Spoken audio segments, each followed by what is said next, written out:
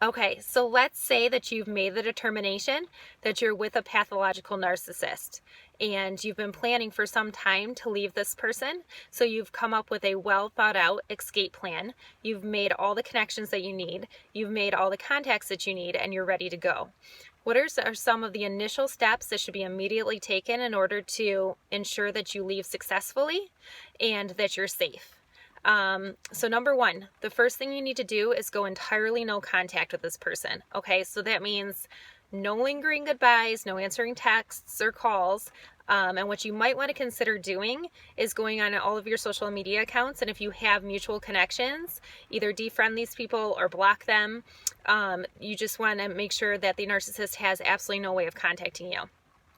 So another thing that you're going to really want to work on is your, sense of self and meditating and becoming familiar again with that person that may have been lost amid the abuse.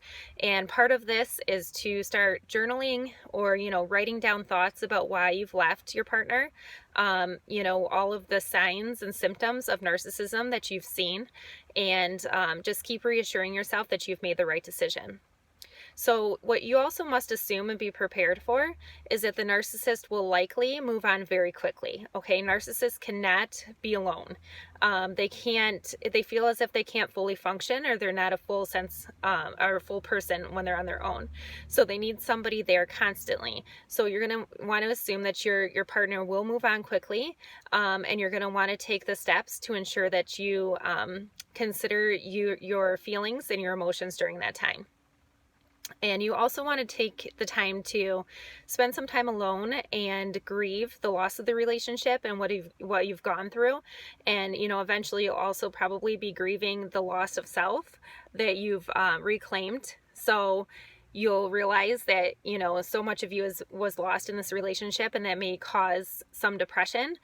So you want to go ahead and give yourself time to meditate and self-reflect and really rediscover that person. So the best thing you can do during this time is to keep yourself busy, right? So try to think of things that have always made you happy, even prior to the relationship, especially prior to the relationship, things that you used to do on your own, things that are really important to you.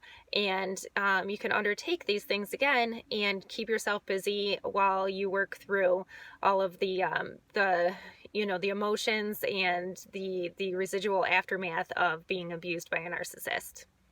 Peace and love. Thanks.